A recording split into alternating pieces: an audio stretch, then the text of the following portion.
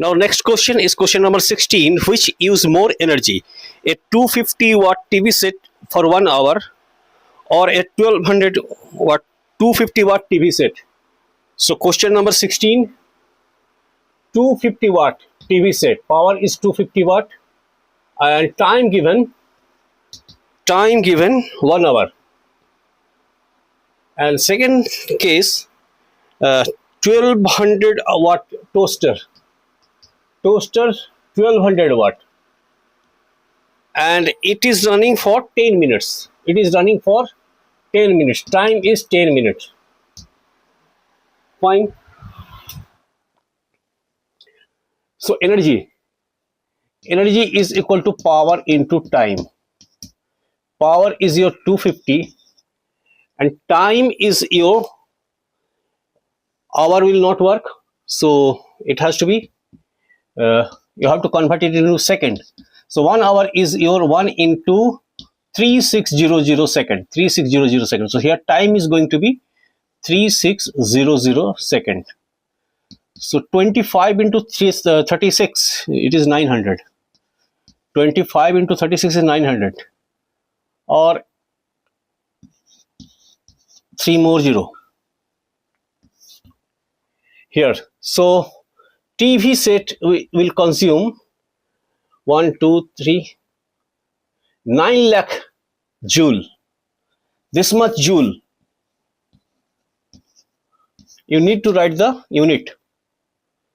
So this much joule the TV set will consume. Now what about the toaster? Toaster's power is 1200 and time you need to convert it again into seconds. So second. So your energy is equal to power into time. Power is your 1200 and time is your 10 into 60. So 6 12 is 72. Followed by 1 2 3 4 4 zeros. This much joule. So which is more use? Which appliance using more energy? Your TV set is using more. Question number 17. An electric heater of resistance 44 ohm draws 5 ampere from the service main. For 2 hours, calculate the rate at which heat is developed in the heater. Rate at which heat is developed. तो heat develop का जो rate है उसे हम power बोलते हैं, और power के लिए हमें टाइम की जरूरत नहीं पड़ता है, एनर्जी के लिए टाइम का जरूरत पड़ेगा. रेजिस्टेंस 44 और 5 ampere current. Resistance is given 44 ओम और करंट का वैल्यू दिया हुआ है 5 एम्पियर. टाइम कुछ भी हो, टाइम व्हाटएवर बी, हमको मतलब ही नहीं है टाइम से. Rate at which heat is generated, that means energy पर सेकेंड, एंड एनर्जी पर second is your power. So power का वैल्यू हो जाएगा I²R. ठीक है, पावर का 3 फॉर्मूला हमें पता है. Power is equal to I²R. एक बार और रिवाइज कर लेते हैं. Power is equal to I²R, power is equal to VI और V² बाई R. ये तीनों पावर का फॉर्मूला है. तो हमें I और R पता है, तो हम ये वाला फॉर्मूला यूज करेंगे. I² is 5² into R is 44, this is 25 into 44 वाट. सो कितना हो जाएगा? 4 25 का 100, 0 कैरी 10, 100 110. ठीक है, this much watt, that means heat generated per second, और joule per second 1100 joule per second. This much heat per second. Now next explain करना है why tungsten is used in filament of electric bulb. और ये बहुत important question है, और tungsten का properties देख लीजिए. एक तो टंगस्टन का melting point, very high melting point, very high melting point. तो बल्ब का टेम्परेचर बहुत ज्यादा होता है, ऑलमोस्ट 3300 डिग्री सेंटीग्रेड इसका मेल्टिंग पॉइंट होता है। इसकी दूसरी खूबी है, पहला खूबी तो ये हुआ, दूसरा खूबी वेरी डक्टाइल। इससे क्या होगा, क्योंकि टंगस्टन हम लोग जो देखते हैं फिलामेंट, वो दिखता तो आपका जैसे फिलामेंट होल्डर में इस तरह के आपको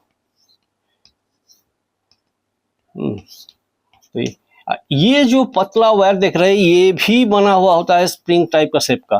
तो अगर डक्टाइल नहीं होगा तो ऐसा फाइन वायर इसका हम लोग नहीं बना पाएंगे। तो वेरी डक्टाइल। तो ये दो मेन कारण है जिसके लिए हम लोग टंगस्टन को यूज करते हैं बैटरी का फिलामेंट में, ये सॉरी बल्ब का फिलामेंट में। और तीसरा इंपॉर्टेंट बहुत एक प्रॉपर्टी है, इसका थर्मल एक्सपेंशन बहुत कम होता है। इतना डिग्री टेम्परेचर में कोई भी अगर अदर मेटल्स होगा या तो पिघल जाएगा, अगर पिघला नहीं भी है तो हाई टेम्परेचर पे वो एक्सपैंड कर जाएगा, एक्सपैंड कर जाएगा तो यहां पर स्लैक आ जाएगा। लेकिन thermal expansion temperature high temperature पे बहुत कम होता है, लोएस्ट कह सकते हो। Thermal expansion is very low. अगर थर्मली मान लीजिए यहां पर टेम्परेचर हाई कर दिया और लंबा हो गया तो ये झूल जाएगा इस तरह से, ठीक है। तो थर्मल एक्सपेंशन इसका बहुत कम होता है, इसलिए ये टाइट रहता है, टेंशन इसमें बरकरार रहता है। इतना डिग्री टेम्परेचर पे भी बल्ब का टेम्परेचर बहुत ज़्यादा चढ़ जाता है, अब करीब 2700 डिग्री सेंटीग्रेड तक बल्ब का टेम्परेचर चला जाता है, फिलामेंट का टेम्परेचर। ओके, तो ये तीन कारण है, ये तीन कारण की वजह से टंगस्टन को सिलेक्ट किया गया है। ये टंगस्टन हो गया, टंगस्टन होगा, टंगस्टन को सिलेक्ट किया गया है बल्ब के फिलामेंट के लिए। नेक्स्ट क्वेश्चन में आपको एक्सप्लेन करने के लिए बोला है, why heating devices are made up of alloys not pure metal. So इसका आंसर हो जाएगा बी का, कि एलॉयज का रेजिस्टिविटी ज्यादा होता है, रेजिस्टिविटी तो ज्यादा हीट जनरेट करेगा। Resistivity of alloys are more than pure metals. एक तो ये कारण है, पहला कारण। और दूसरा कारण हो गया आपका कि alloys do not react easily और do not oxidize easily, whereas pure metals are oxidized easily and can react easily with other elements. Used for domestic circuit is not used for domestic circuits. Series arrangement को क्यों नहीं use किया जा सकता है? तो एक इसको ऑल्टरनेटली इसको ये भी पूछ सकता है, advantages of parallel connection over series connection. इसी को पलट के भी पूछ सकता है, connection, advantages of series connection, parallel connection over series connection. तो पहला है कि if in parallel connection, if any device stop working due to any defect, other appliances run without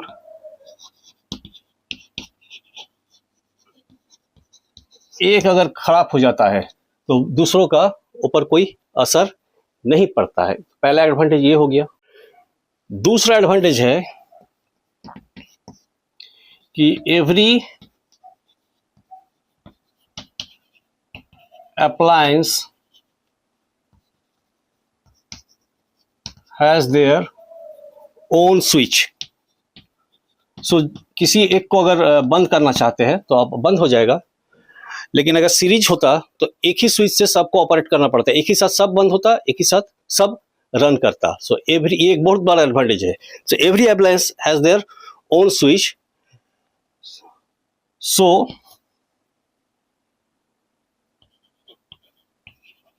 we can stop or run any device according to our wish. According to our wish. Every appliance has their own switch, so we can stop or run any device according to our wish. अगर series होता तो क्या होता, एक ही switch रहता, series में एक ही switch रहता, और एक स्विच उसको अगर ऑफ कर देते तो सारा अप्लायंस बंद हो जाता और एक ही साथ सारा अप्लायंस चालू भी होता। तीसरा महत्वपूर्ण एडवांटेज है, हमारा घर में जो आता है डोमेस्टिक हाउस होल्ड सर्किट में 220 वोल्ट एसी आता है, 50 हर्ट्ज 220 वोल्ट। सो अगर पैरेलल कनेक्शन होगा तो पैरेलल में वोल्टेज कांस्टेंट रहता है, तो एवरी अप्लायंस इन पैरेलल कनेक्शन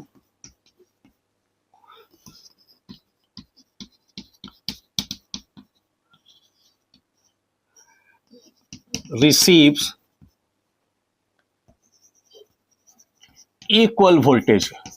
और डोमेस्टिक सर्किट के लिए आप ब्रैकेट में 220 वोल्ट भी लिख सकते हैं, कोई दिक्कत नहीं है, ठीक है। और अगर सीरीज होता तो क्या होता कि जिसका रेजिस्टेंस ज़्यादा होगा उसका वोल्टेज ज़्यादा हो जाता, जिसका रेजिस्टेंस कम है उसका वोल्टेज कम हो जाता। और चौथा आपका जो होगा, फोर्थ एडवांटेज, सीरीज कनेक्शन में रेजिस्टेंस बहुत ज़्यादा हो जाता है, जितने ज़्यादा अप्लायंसेस होंगे उतने ज़्यादा रेजिस्टेंसेस होंगे, लेकिन पैरेलल में ओवरऑल रेजिस्टेंस बहुत कम होता है in comparison to series combination. So overall resistance और equivalent resistance for a house is less, overall resistance for a house is less in case of parallel arrangement.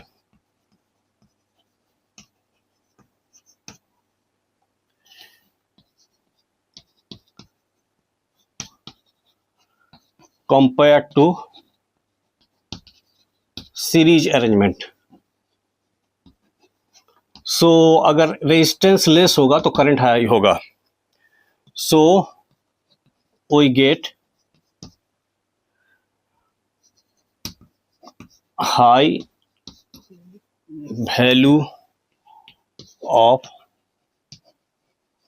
current. So these are the advantages of parallel combination over the series combination. Next question is, how does the resistance vary with its area of cross section? तो हम लोग इसको answer लिखते हैं। अगर length constant है और area ज़्यादा है, दोनों का अगर दो वायर है, एक दोनों सेम मटेरियल का है, खाली एरिया के ऊपर डिपेंडेंट नहीं है, सेम मटेरियल सेम लेंथ, ठीक है, तो एल एक का एरिया ए है, एक का एरिया है A prime, so A prime is greater than A, ठीक है, both the wire has length L and both the wire are made up of same material. In that case only resistance is inversely proportional to area. More the area, less the resistance. So पूछता है कि resistance कैसे very करता है, तो resistance inversely proportional to the area of cross section. Condition क्या है कि लेंथ इज कांस्टेंट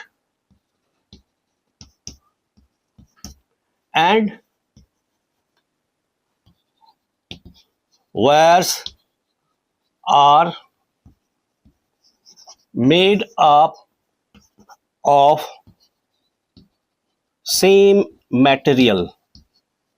अगर ये कंडीशन फुलफिल होता है तो हम लोग लिख सकते हैं कि resistance is inversely proportional to the area of cross section. Okay, तो एरिया बढ़ने से रेजिस्टेंस कम हो जाएगा.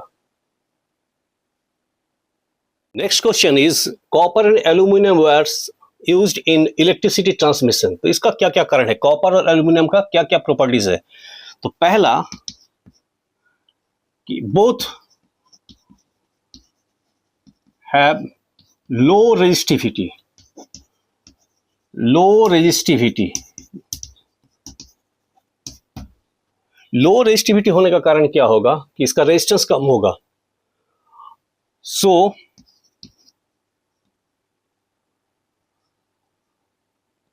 Less resistance,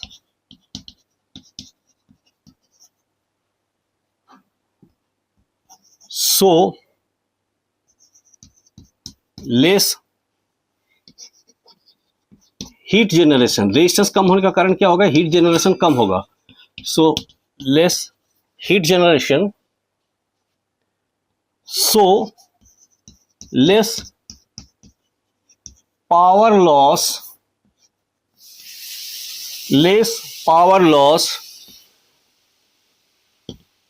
during transmission.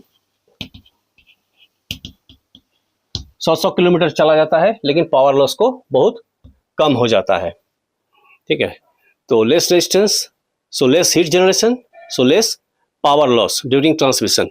दोनों का एक और कारण है, ये लोग का डक्टाइल हो, बोथ आर डक्टाइल. सो इसका तार बनाया जा सकता है, both are ductile.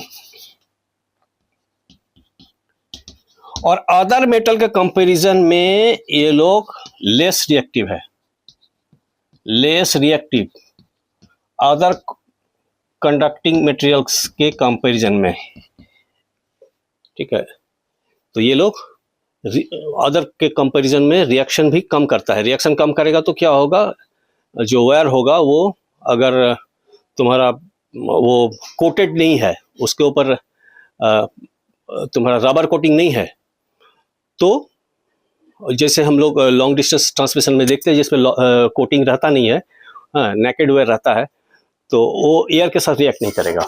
So these are the reason both ये copper and aluminium are used in electricity transmission. This much only.